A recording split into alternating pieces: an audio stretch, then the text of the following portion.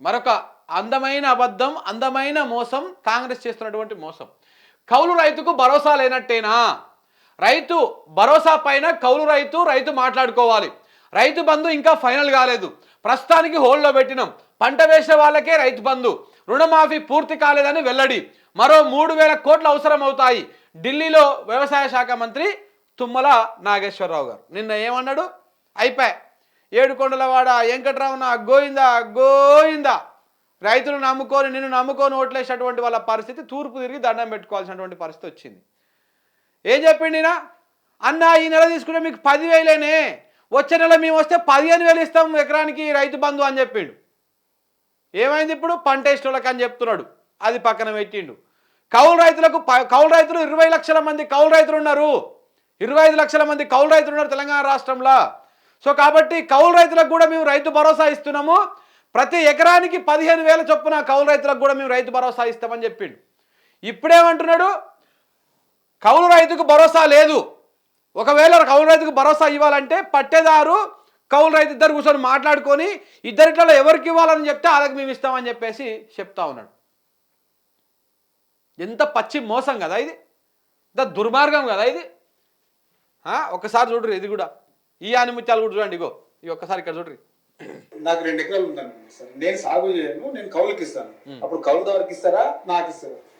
ఈ భూమి యజమానికి వస్తే కౌలు రైతుకి వచ్చేది కౌలు రైతుకి వస్తుంది. ఒకరికి ఇచ్చి ఒకరికి ఎగ్గొట్టే విధానం లేదు. అది కౌలు రైతు మాట్లాడుకోవాల్సిన అవసరం ఉంది.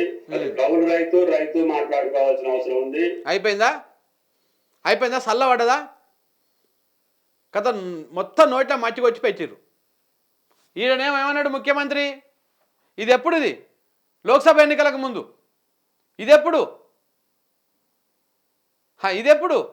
సో కాబట్టి ఎన్నికలు అయిపోయినాక ఓడెక్కినాక అయిపోయినటువంటి కథ ఇది. ఇంకా ఇందులో కూడా పూర్తిగా ఉన్నది చూడండి ఒకసారి. రైతు బంధు అంటే పంటేసే రైతుకి కొద్దిగా చేయూత. నేను ఏదన్నా మిర్చి వ్యవసాయం చేసినా, వరి వ్యవసాయం చేసినా నాకు 40,000 50,000 ఎకరానికి పెట్టుబడి అవుతుంది. 50,000 ఇవ్వలేం కానీ వృత్తాభక్తిగా ప్రభుత్వం 10,000 రూపాయలు సాయం చేస్తే ఆయనకి చేతిలో ఉన్నా లేకపోయినా మొదలు పెట్టుకొని ముందుకెళ్తారనే ఉద్దేశంతో చేస్తాడు. ఇది వ్యవసాయానికి చేసినటువంటి రైతుకి చేతిలో పెట్టేటటువంటి చేయూత మాత్రమే. అది మీరు ఎట్లా చెప్తే అట్లా చేద్దామని చెప్పి దాన్ని అందుకని కొంచెం పక్కకు పెట్టి అందరు అభిప్రాయాలు తీసుకుంటున్నాం. 99% కాకుండా 200% చెప్పేది ఏంటంటే పంట వేసినటువంటి రైతుకి ఇవ్వటమే న్యాయం అని చెప్తున్నారు. దాన్ని ఇంప్లిమెంట్ చేయాలనేది కూడా రాష్ట్ర ప్రభుత్వం ఆలోచన. ఇప్పుడు నేను ఎగ్జాంపుల్ చెప్తా మీకు. పంట వేసేటువంటి రైతులకే ఇవ్వాలి. 2-3 అంశాలు ఉన్నాయి. గతంలో ఇదే ఇందిరమ్మ కొంతమంది పేదలకు అసైన్డ్ భూములను పట్టా పంపిణీ చేశారు. ఆ అసైన్డ్ భూములు ఏడిచ్చినాయంటే రాళ్ళు, రప్పలు, చెరువు దిబ్బలు, ఇట్లాంటి సాగుకు పనికిరాని భూములను వాళ్ళకి ఇచ్చారు. వాళ్ళు కూడా ఏదో ఉండాలంటే ఉండాలి కాబట్టి అని చెప్పేసి అట్లా పేద మధ్యతరగతి కుటుంబాలకు, ఎస్సీ ఎస్టీ దళిత బీసీలకు వీళ్ళకి కొంతమందికి 2 ఎకరాల భూములు ఇచ్చారు. అవి మెజారిటీ ఆ భూములు ఏముంటాయంటే సౌడు భూములు, ఇసుక దిబ్బలు, రాళ్ళ రప్పలు, లేకపోతే చెరువు శిఖము, ఇట్లాంటివన్నీ ఉంటాయన్నమాట. ఇవి పెద్దగా సాగుకు అక్కర రావు. కానీ కేసీఆర్ ఇచ్చేటువంటి రైతు బంధు వల్ల ఆ భూమి సాగుకు పనికి రాకపోతే ఆ రైతు బంధుతోటి ఆ భూమి ఉన్నటువంటి రైతులకు ఎంతో కొంత ఆసరా అయ్యేది. ఇప్పుడు అట్లా సాగు చేయకపోతే అది ప్రకృతికి మంచి చేసినట్టే. ఎందుకంటే అది గడ్డి మొలుస్తూ ఉంటుంది, రకరకాల జీవులు అందులో బలుస్తూ ఉంటాయి, రకరకాల నడుస్తూ ఉంటుంది. ఇప్పుడు ఎందుకంటే మీకు ఒక ఎగ్జాంపుల్ చెప్తాను నేను. దుచ్చల సత్యనారాయణ గారు అని చెప్పేసి ఒక 75 ఎకరాలలో కేవలం అడవిని మాత్రమే పెంచుతూ ఉన్నాడు. మరి ఇప్పుడు ఆయనకి ఇస్తారా, ఇయ్యరా? ఆయన సాగు చేస్తున్నట్టా, చేయనట్టా? ఆ అడవి ఎవరి కోసం పెంచుతూ ఉన్నాడు? ప్రకృతి కోసం పెంచుతూ ఉన్నాడు, ప్రజల కోసం పెంచుతూ ఉన్నాడు, మానవాళి కోసము. అక్కడ రకరకాల జీవులను సాగుతూ ఉన్నాడు ఆయన. అక్కడ మొలిచే చెట్టును, ఏ చెట్టు నుంచి వచ్చే పళ్ళును కానీ ఫలాన్ని కానీ దేన్ని వాడాడు ఆయన. అంతటా ప్రకృతిలోనే కలిసిపోవాలి, అదే మట్టిలో పడిపోవాలి, అదే చెదలు తినాలి, మళ్ళీ దానికి ఎరువు కావాలి, భూసారం పెరగాలి. ఇది మానవాళికి అక్కడికి రావాలన్నటువంటి విధంగా ఉన్నటువంటి 75 ఎకరాలకు 75 ఎకరాలు అడవి పెంచుతూ ఉన్నాడు ఆయన. మరి ఇట్లా ఇది సాగుకు అక్కడికి వచ్చేదా? సాగు చేస్తున్నట్ట, చేయనట్ట దాన్ని? ఇట్లా చాలా అంశాలు ఉన్నాయి. అదే కాదు, చాలా మందికి అసైన్డ్ భూములు ఏవైతే ఇచ్చిర్రో, ఈ అసైన్డ్ భూములు ఇచ్చేటువంటి వాళ్ళకి కొంతమందికి సాగుకు అక్కడికి రావవి, సాగుకు పనికి రావవి. కానీ ఆ వచ్చేటువంటి రైతు బంధు పైసలతోటి వాళ్ళ కుటుంబము ఎంతో కొంత వాళ్ళకి ఆసరా అయ్యేది. ఎవరు కోటీశ్వర్లకు అసైన్డ్ భూములు ఉండవు, ఎవరు కోటీశ్వర్లు భూమి అట్లా సాగుకు పనికి రాకుండా భూమి ఉంటే దాన్ని సాగు చేయకుండా అట్లా పెట్టరు. దాని మీద మంచిగా ఏదో మట్టి ఒప్పించుకుంటారు, సారవంతమైన మట్టి ఒప్పించుకుంటారు, రకరకాలు చేసుకొని చేస్తారు. అంటే ఇప్పుడు మల్లనుభవానికి పైసలు ఉన్నోడికి బలిసినోడికే ఇస్తా అని చెప్తా ఉన్నాం. మళ్ళీ ఈ అసైన్డ్ భూములు ఉన్నటువంటి వాళ్ళు, పొరంబోకు భూములు ఉన్నటువంటి వాళ్ళు, సాగుకు పనికిరాని భూములు ఉన్నటువంటి వాళ్ళకి ఇయ్యనంటూ చెప్తా ఉన్నాడు. సో ఇయ్యను అని చెప్తా ఉన్నాడు క్లియర్గా. సో కాబట్టి ఇట్లా కాంగ్రెస్ పార్టీ తేనె పూసిన కత్తితోని గొంతు పోస్తా ఉన్నది. ఇంకేమంటాడు చూడండి. అది కౌలు రైతు మాట్లాడుకోవాల్సిన అవసరం ఉంది. ఆ విషయం కానీ ఆలస్యం అవుతుంది. అది కౌలు రైతుకి ఇవ్వాలన్నా వద్దా అంటే కౌలు రైతు కూర్చొని మాట్లాడుకోవాలి. పట్టేదారు కౌలు రైతు కూర్చొని మరి నువ్వు ఇవ్వాలంటే ఎవడని ఇస్తాడా? వీళ్ళు చేసిన కార్యక్రమం వల్ల సపోజు ఒక ఏ అనేటువంటి రైతుకు ఒక 10 ఎకరాల భూమి ఉంది. ఏ అనేటువంటి రైతుకు ఈయన ఏడుంటాడు, ఈయన బేసిక్గా అక్కడ ఆ భూమి చేసుకోడు అనమాట. భూమి ఉంది కానీ ఆయనకు పట్ట ఉన్నది కానీ చేసుకోడు. బి అనేటువంటి రైతుకు ఈ భూమిని కౌలుకిస్తాడు. ఇప్పుడు రైతు భరోసా మరి ఇద్దట్లలో ఎవరికి ఇవ్వాలి? ఈయనకి ఏకి ఇవ్వాలన్నా, బీకి ఇవ్వాలన్నా, ఈ రైతుకి ఇవ్వాలన్నా, ఈయన కౌలు చేస్తున్నానికి ఇవ్వాలన్నా? ఒకవేళ కౌలు చేస్తున్నానికే ఇస్తే 10 ఎకరాలకు ఇంటూ 15,000 అంటే నీకు 1,50,000 రూపాయలు. 1,50,000 రూపాయలు పట్టదారు ఎందుకు వదులుకుంటాడు? దేనికోసం వదులుకుంటాడు? అరే భూమి నాది, నా భూమి వస్తున్న పైసలు నువ్వెట్ట తీసుకుంటావని. అప్పుడు కౌలు రైతుకు ఈ భూమి ఇయ్యాడు. నువ్వు పంట వేసినా ఇవ్వకపోయినా వస్తున్నటువంటి దాంతో ఒకవేళ కౌలు రైతుకి ఇచ్చినా కానీ ఈ కౌలు రైతు నువ్వు నాకు ఈ పైసలు ఇస్తా అంటేనే నేను నీ కౌలుకి ఇస్తా అని చెప్పేసి ఒక మ్యూచువల్ చేసుకోవాల్సి ఉంటుంది. ఇప్పుడు కష్టం చేసేవాడికి ఏమో ఫలం రాదు, కష్టం చేసుకోవడానికి వస్తుంది. సో ఇట్లా రకరకాల సమస్యలు వస్తాయి. ఊకే ఇట్లనే చేసినట్టే ఏదో నామకాయ వాస్తు సాగు చేసినట్టు దున్నేసి అందులో ఇవేమంటారు ఉలువలో లేకపోతే జొన్నలో ఏవో ఒకటి చల్లేసి దాని మీద ఈ పైసలు తీసుకునేటువంటి అవకాశాలు కూడా కనపడతా ఉంటాయి. సో కాబట్టి ఇట్లా మొత్తానికైతే పట్టేదారులకు కౌలు రైతులకు ఒక చిచ్చు పెట్టేటువంటి వ్యవహారమే. ఇంకా రేపన్నాడు భవిష్యత్తులో ఎవడు కూడా భూమి కౌలుకి ఇవ్వాలంటే ఈ కౌలు రైతులకు భూమి దొరకకుండా చేసేటువంటి కార్యక్రమం తప్ప ఇంకొకటి లేదు. ఇది ఇంకా పెద్ద వ్యవహారం. అయితే ఇదే కౌలు రైతుకు సంబంధించి గతంలో కూడా కేసీఆర్ ఏం మాట్లాడారు చూడండి ఒకసారి. గవర్నర్ గారి స్పీచ్ కు ధన్యవాదాలు చెప్పే తీర్మానంలో రాష్ట్ర రైతులకు నేను స్పష్టంగా అప్పీల్ చేసిన, బాధ్యత గల వ్యక్తిగా ముఖ్యమంత్రిగా అప్పీల్ చేసిన. మీకు కొంత డబ్బు ప్రభుత్వం ఇస్తుంది కాబట్టి 4,000 8,000 చేస్తున్నాం, 5,000 చేస్తున్నాం కాబట్టి కౌలు రైతులకు మీరు కూడా మానవీయ కోణంలో సహకరించండి అని చెప్పారు. అది రైతుకు కౌలు తీసుకుంటానికి మధ్య ఉండే దందా అధ్యక్ష, మన గవర్నమెంట్ సంబంధం లేదు. రైతులను మళ్ళీ అప్పీల్ చేస్తా ఉన్నా, కౌలుదారులను మీరు మెర్సిబుల్ గా చూడండి, వాళ్ళకి సాయం చేయండి. మీకు ఇస్తున్నాం కాబట్టి ప్రభుత్వం మీ భూమి ఇతరులు చేస్తే వాళ్ళకు కూడా పెట్టుబడి సాయం ఇంకోటి మీరు చేయండి అని చెప్పి నేను సిన్సియర్గా వాళ్ళకి అప్పీల్ చేస్తా ఉన్నా. అది సాధ్యం కాదు అని చెప్పేసి కేసీఆర్ ఒక 5 ఏళ్ల క్రితం చెప్పిండు. 5-6 ఏళ్ల క్రితం చెప్పినటువంటి ముచ్చట ఇది. వీళ్ళేం చెప్పింది, వీళ్ళు అధికారంలోకి రాగానే సోనియమ్మనే రైతు భరోసా పథకం కింద ప్రతి ఎకరానికి ప్రతి సంవత్సరానికి రైతులకు సహాయం అందించడానికి కౌలు రైతులతో సహా 15,000 రూపాయలు నువ్వు 10,000 పిచ్చమేస్తే మేము ఆత్మగౌరవం నిలబెట్టడానికి 15,000 రూపాయలు ఇస్తున్నాం.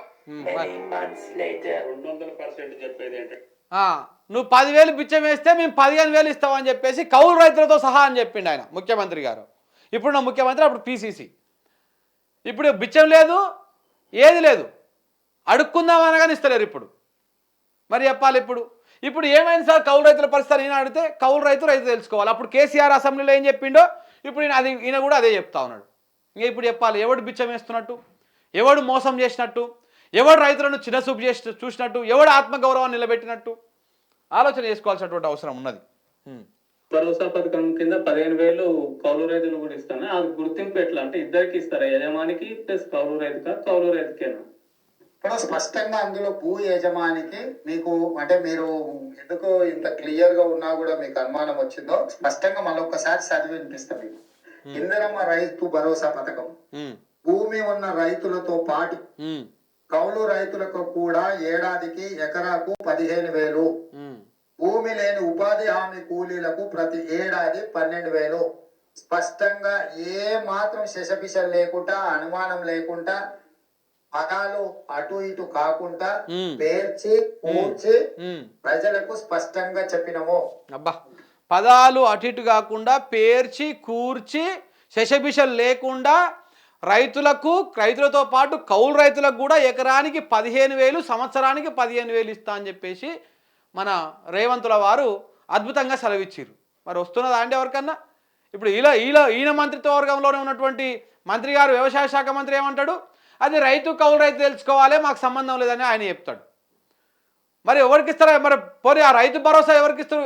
పోనీ అదన ప్రాపర్గా ఇస్తారా అంటే సాగు చేసేటువంటి వాళ్ళకి వేయాలి, 10 ఎకరాలు ఉన్నటువంటి వాళ్ళకి వేయాలి, 5 ఎకరాలు ఉన్నటువంటి వాళ్ళకి వేయాలని చెప్పేసి దాన్ని జాప్యం చేస్తూ ఉన్నారు.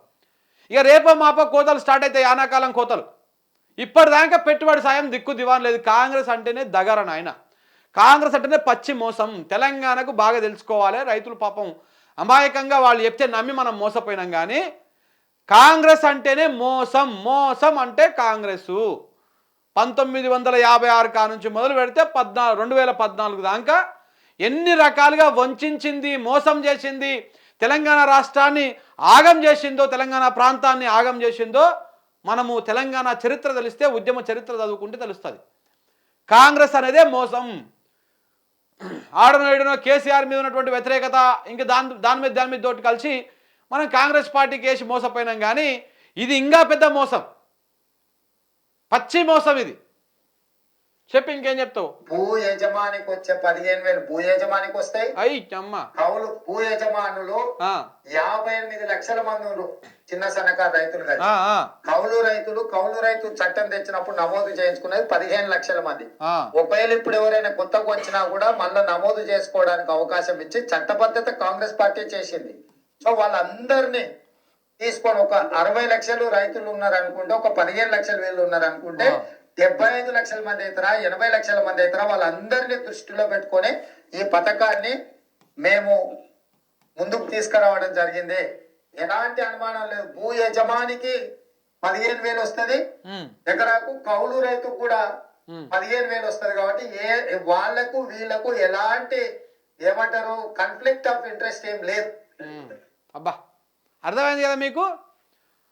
కౌలు రైతుకి ఇస్తాము, పట్టిదారికి ఇస్తాము, రైతుకి ఇస్తాము, కౌలు రైతుకి ఇస్తామని స్పష్టంగా సెలవిచ్చారు మన రేవంతుల వారు.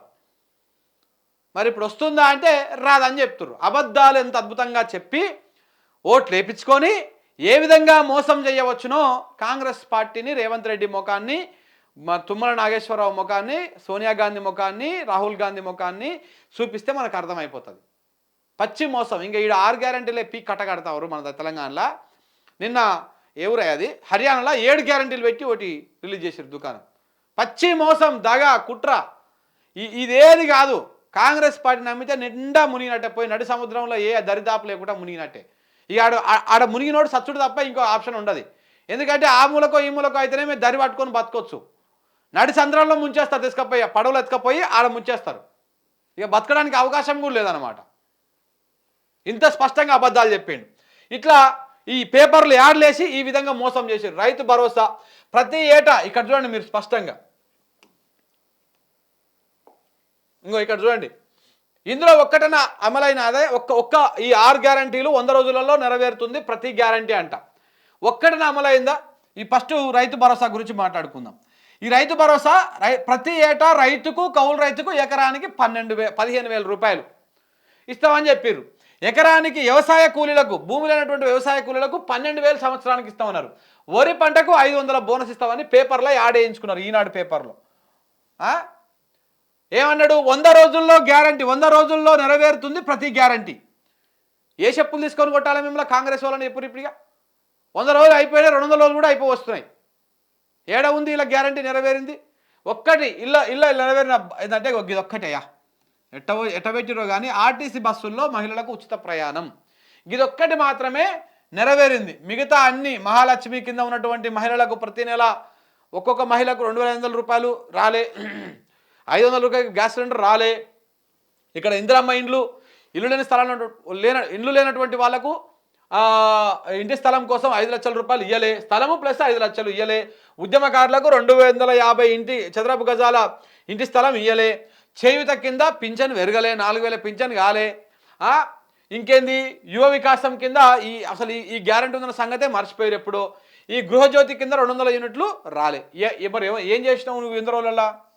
200 రోజులు దాటిపోతుంది, ఇలాంటికి 9 నెలలు దాటిపోయినాయి. దగ్గర దగ్గర 300 రోజులు కావస్తూ ఉంది. ఇప్పటిదాకా దిక్కు దివాన్ లేదు. గ్యారంటీల పేరుతోటి మోసం చేసిరు, గారడి చేసిరు తెలంగాణ ప్రజలను. ఆ రోజు అంత నీతులు చెప్పి సూక్తులు చెప్పి ఇవాళ ఏమంటా ఉన్నాడు, ఇవాళ కాదు సాధ్యం కాదు అని చెప్పేసి ఇవాళ చెప్తా ఉన్నాడు. అధికారం కోల్పోయినటువంటి బాధలో కేటీఆర్ గారు, కేసీఆర్ గారి కుటుంబ సభ్యులు అర్థరహితమైనటువంటి అవగాహన లేనటువంటి మాటలు మాట్లాడుతున్నారని నేను అంటున్నాను. ఎందుకంటే ఒక హాస్పిటల్లో పొరపాటున ఎక్కడైనా జరిగితే జరిగి ఉంటుంది, ఇన్సిడెంట్ జరగలేదని నేను అంటలేదు. మొత్తం 5 నెలల్లోనే ఏదో మార్పు జరగాలి, 10 ఏళ్లలో మీరు ఏం చేయలేని అసమర్థులు. పంచాయతీ రఘునందనరావు గారు పోయి కాంగ్రెస్ కండవ కప్పుకో. నువ్వు బీజేపీలో ఉన్న బీజేపీకి కూడా కలంకమే. అది ఏమైనా గిరిగేది ఉంటే అది ఆయన అదైపోతుంది. పోయి కండవ కప్పుకో, మంచిగా ఉంటుంది. కాంగ్రెస్ కండవ కప్పుకొని రేవంత్ రెడ్డి భజన అయ్యి సరిపోయాయి. ఎందుకాయ మళ్ళీ ఈ మధ్యలో ముసుగుల గుద్దులాట అక్కడ ఉండి ఇక్కడ ఉండి. మరి 10 ఏళ్ళలో మీరు కట్టగట్టింది ఏంది బీజేపీ? దేశమంతా 10 ఏళ్ళు మీరే కదా వెళ్ళిరు, ఏమైనా కట్టగట్టిరా? దాని గురించి మాట్లాడదాం పాటు. ఇక వకీలు కదా అని చెప్పేసి నోటికి వచ్చినట్టు ఆగుతూ ఉంటాడు ఆయన.